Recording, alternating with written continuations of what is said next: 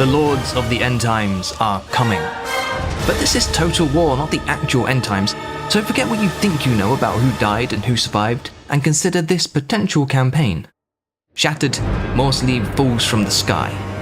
The vermin tide surges. Mortal men stand ready. But how do they fare? In Middenland, the beastmen are rising up to challenge the Empire, and good old Boris Todbringer's having none of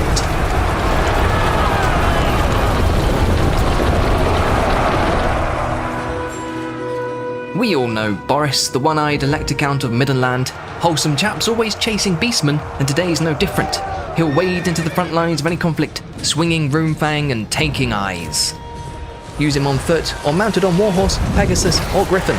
Ulrich loves you, Toddy, and so do we.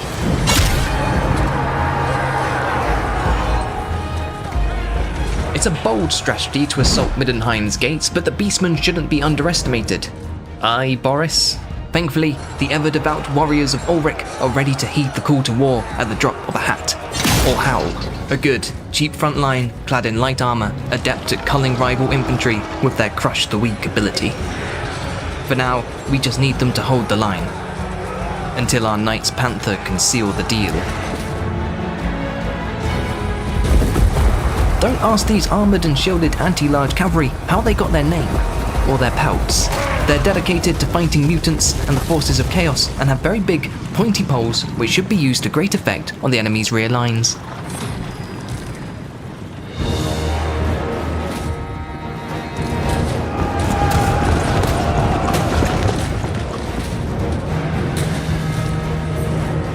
The beastmen are driven back, but the scent of blood will always summon war-starved orcs and goblins.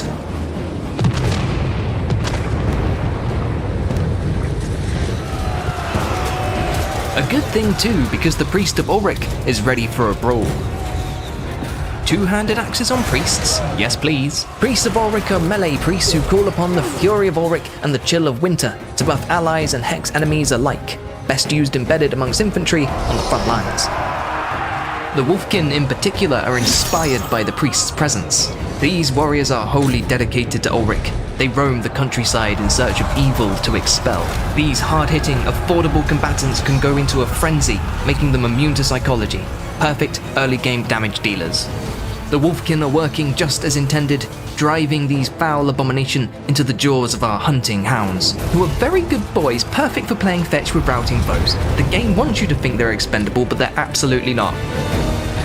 The Orc and Goblin threat is almost expelled. Who better to deliver the killing blow than our Ulrich Emil Valger, High Priest of the Cult of Ulrich, Keeper of the Sacred Fire of Ulrich, and former Grand Master of the Knights of the White Wolf.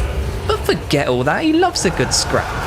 Throw him into the thick of it and watch as his hammer axe of skull and battle prayers fell foes and stoke the fires of battle in nearby allies. A fire that will need to remain lit as Boris's armies face their biggest challenge yet. Man-sized rats, ridiculous. No man shall forget grace, sear thy craft.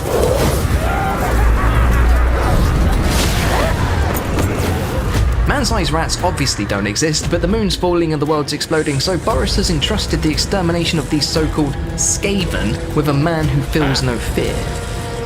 The Seneschal of the White Wolf cannot be cowed. Try it, he's immune to psychology when his commanding presence ability is activated. This sturdy, line-holding lord is a devastating combatant, adept at buffing leadership and defense. Well, the Ratmen definitely exist. Let's run them down. Send in the Knights of the White Wolf. Helmets, shields, those are for lesser knights. Big hammers, big horses. That's all the Knights of the White Wolf need. Send them after large targets and watch how happy the thrill of battle makes them. Speaking of unhinged madmen, let's see how our Tutejung Guard are faring. The elite guard of the Ulrich, these fine fellows fight in heavy armour and wield two-handed warhammers. Better at offence than defence, they're particularly difficult to break and are making short work of these silly but numerous ratmen. Numerous is certainly the word. Let's see what we can do about that. Ice shard tempests, raging tornadoes, lightning strikes, even a cheeky meteorite strike. The celestial hurricaneums got 'em all. Sneaking near the front lines and nearby allies get a welcome little boost to melee attacks too. Just a lovely bit of kit this, just lovely. But is it enough to defeat the Vermintide?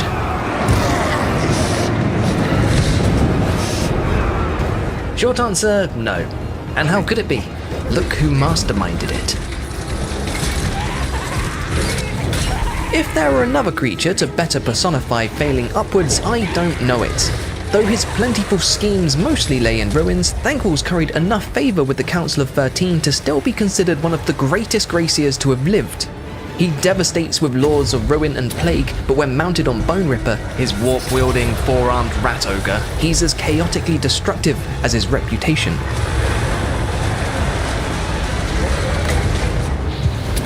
Talking about chaotically destructive, let's meet the Pussbags. The most expendable unit that was ever expended.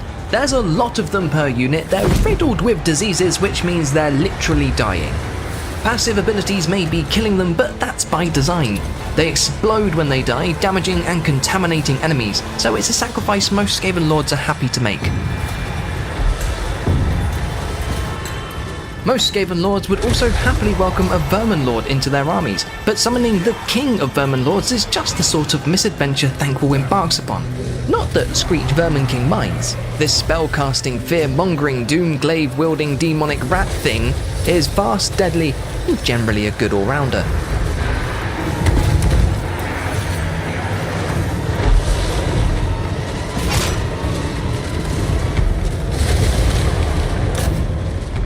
Well, that's humanity doomed. Let's have a bit of fun and unleash the Storm Fiends. All of them, all 6 variants, every single one, right now.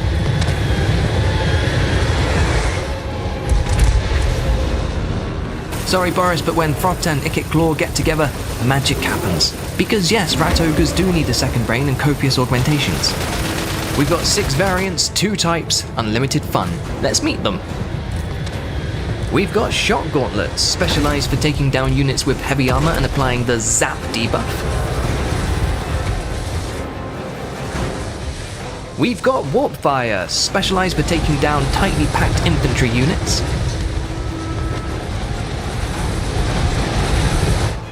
We've got Rattling Cannons, specialised for taking down armoured units at a distance.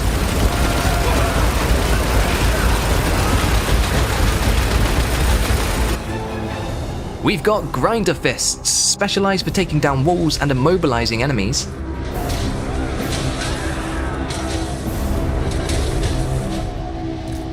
We've got Wind Launchers, specialised for taking down any unit from afar.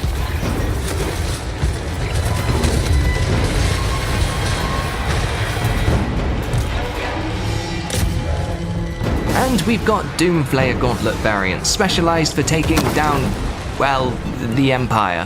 Whoops.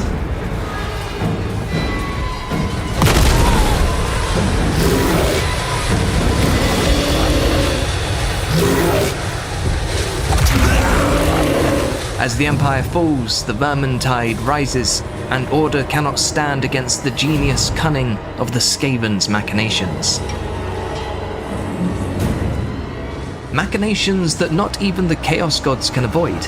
The Cauldron of 1,000 Poxes was snatched from under the nose of Nurgle himself, and is now one of Clan Pestilence's most sacred relics. Best used passively buffing everything from damage to defense to leadership, and actively spreading misery and pain with its bound spells and auras.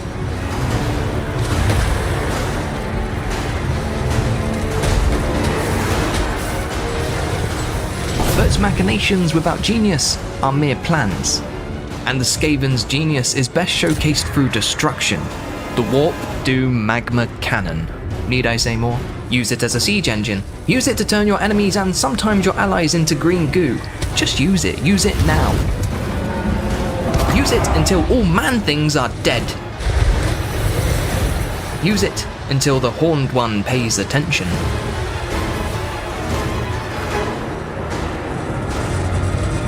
Because when the Horned One pays attention, it delivers something special. These Horned Rat demons are both a reflection of the Skaven and the mind of the Horned Rat. They scheme, they betray, they have cool tales, and they come in 4 flavours. Corruptors, armor-piercing, anti-infantry lords who specialize in plagues and pestilence. Warpseers, armor-piercing and anti-large lords with warp-powered abilities, making them fearsome spellcasters. Warbringers, armor-piercing and anti-large lords designed for melee carnage. And Deceivers, powerful, armor-piercing, special ranged weapon-wielding lords who can teleport, snare, and work best alone. Generally, all Vermin Lords are good melee fighters with magical attacks, various spells, and lovely horns.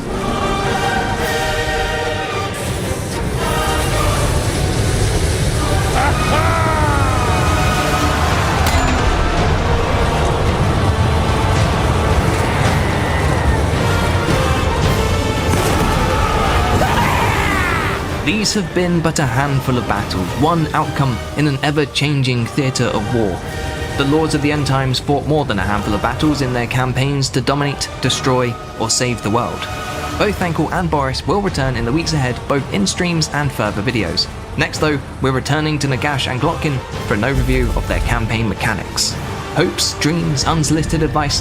Let us know in the comments below or follow our links to pre-order now.